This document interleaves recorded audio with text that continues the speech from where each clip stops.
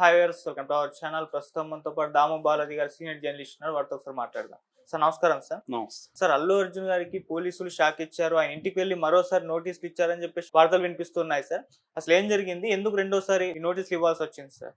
అల్లు అర్జున్కి మనకు బెయిల్ వచ్చింది, రెగ్యులర్ బెయిల్. ఆ బెయిల్లో కొన్ని కండిషన్స్ వచ్చాయి. ఆ కండిషన్లలో ఏంటంటే ఎవ్రీ సండే 10 నుంచి 1 గంట వరకు లోపల అల్లు అర్జున్ చిక్కడపల్లి పోలీస్ స్టేషన్కి వెళ్ళి సంతకం పెట్టాలి. అది కాకుండా వాళ్ళు పోలీసులు ఎప్పుడైనా అడిగితే కూడా విచారణకు హాజరవ్వాలి. ఇది ఎప్పటి వరకు అంటే 2 నెలల వరకు. 2 నెలలు లోపల ఛార్జ్ షీట్ పెట్టేస్తే 1 మంత్లో ఛార్జ్ షీట్ పెట్టేస్తే ఇది ఆగిపోతుంది. అంటే ఛార్జ్ షీట్ పెట్టడమా లేకపోతే 2 నెలల టైమా, విచ్ ఎవర్ ఈజ్ అర్లియర్ అన్నది కోర్టు ఇచ్చింది. అందుకని ఈరోజు అల్లు అర్జున్ సండే కాబట్టి కాసేపట్లో బయలుదేరిపోతున్నాడని చెప్తున్నారు. అందుకనే చిక్కడపల్లి ఏరియా అంతా కూడా పోలీసులు మోహరించారు సెక్యూరిటీ కోసం. అల్లు అర్జున్ వెళ్ళే అవకాశం ఉంది. అయితే ఈ కాంటెక్స్లో ఒక న్యూస్ బయటకు వచ్చింది. అదేంటంటే అల్లు అర్జున్కి రామ్గోపాల్పేట పోలీస్ స్టేషన్ నుంచి కొంతమంది వెళ్ళి వాళ్ళ మేనేజర్, అల్లు అర్జున్ మేనేజర్ మూర్తికి నోటీసులు అందజేసి వచ్చారు అనేది వార్త వచ్చింది.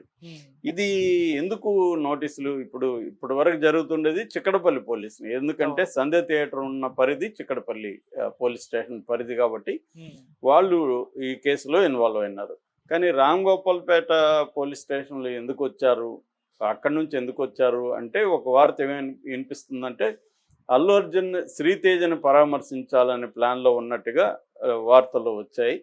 శ్రీతేజ్ ఎక్కడ ఉన్నాడు? కిమ్స్ హాస్పిటల్లో ఉన్నాడు. కిమ్స్ హాస్పిటల్ వచ్చి సికింద్రాబాద్లో ఉంది. అది రామ్గోపాల్పేట పోలీస్ స్టేషన్ పరిధిలో ఉంది కాబట్టి ఇక్కడికి మీరు రావద్దండి అని నోటీసులు ఇచ్చారు. ఇక్కడికి వస్తే మళ్ళీ సేమ్ జరగచ్చు, మేము ప్రొటెక్షన్ ఇవ్వలేము, బందోబస్తు మేము ఇవ్వలేము అనేది చేశారు.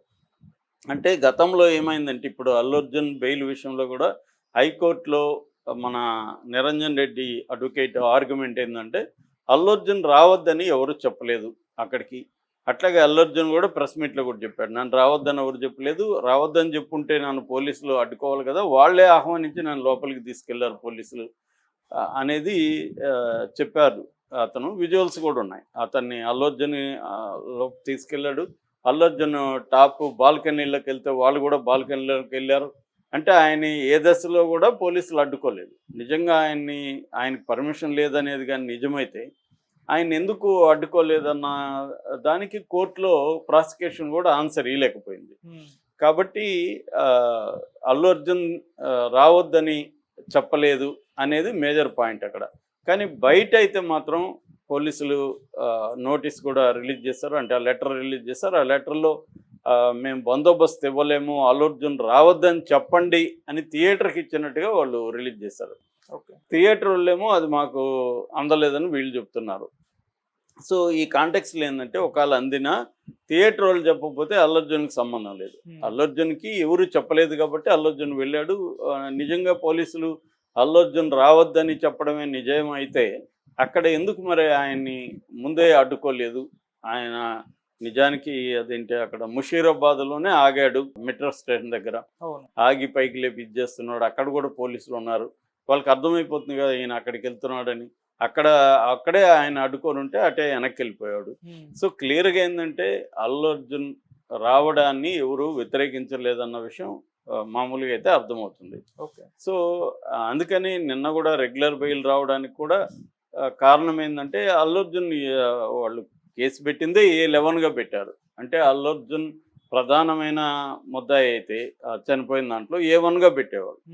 సో A11గా పెట్టారంటే నా అర్థం ఆయనకు ముందు A10 ఉన్నారు ముద్దాయిలు. వాళ్ళు ప్రధానమైన వాళ్ళు. అంటే థియేటర్ యాజమాన్యం, థియేటర్ మేనేజ్మెంటు, దాని ఏమంటారు ఎక్కడైతే చనిపోయిందో దానికి సంబంధించిన మేనేజరు, ఫ్లోర్ మేనేజర్ అంటారు. ఇటువంటి floor manager, total general manager, యాజమాన్యంలో 8 మంది ఉన్నారు. వాళ్ళ మీద పెట్టారు ఫస్ట్ 10.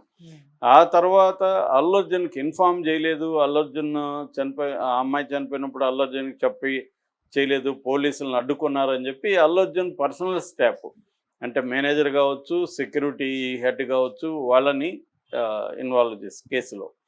సో ఇవన్నీ అయినాక అల్లు అర్జున్ రంగంలోకి వచ్చాడు.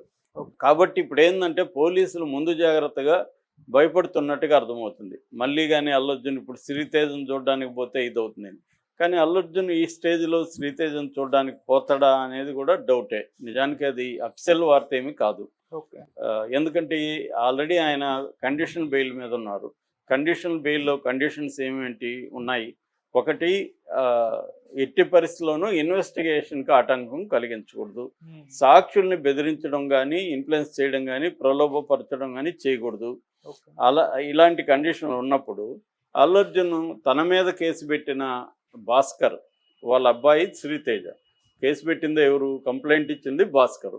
మరి ఇప్పుడు శ్రీతేజను పోయి కలిస్తే రేపు పొద్దున కోర్టులో ఎవరైనా కూడా వెళ్ళి ఇతను కండిషన్ బెయిల్లో కండిషన్ని ఉల్లంఘించాడు, ఎవరైతే కేసు పెట్టారో వాళ్ళని ఇన్ఫ్లుయెన్స్ చేయడానికి వెళ్ళాడు అన్న ఇది వస్తుంది. కాబట్టి నాకు తెలిసి అతను వెళ్ళడు. లీగల్ అడ్వైజర్స్ కూడా అతనికి వెళ్ళొద్దని చెప్తారు. ఎందుకంటే ఇప్పుడు వెళ్ళినా ఇంకా పెద్ద ఎఫెక్ట్ కాదు. వెళ్ళి ఉండాల్సింది ఫస్ట్లో వెళ్ళి ఉండాలి. అది అతను లేట్ చేశాడు. పవన్ కళ్యాణ్ కూడా అదే మెన్షన్ చేశాడు, నువ్వు జరగంగానే వెళ్ళి ఉండాల్సిందని. పైగా మళ్ళీ మరుసటి రోజు వచ్చి లేట్గా కూర్చొని, అది కూడా సినిమా ప్రమోషన్కి సంబంధించిన టీషర్ట్ వేసుకొని మాట్లాడడం అనేది కూడా చాలామందికి అల్లు అర్జున్ మీద వ్యతిరేకత రావడానికి అది కూడా కారణం. అంటే మనకి ఎప్పుడైనా ఆప్టిక్స్ అంటారు, అంటే పబ్లిక్ ఇమేజ్ని ఎట్లా మనం కన్స్ట్రక్ట్ చేస్తున్నాము అనేది కూడా వెరీ ఇంపార్టెంట్.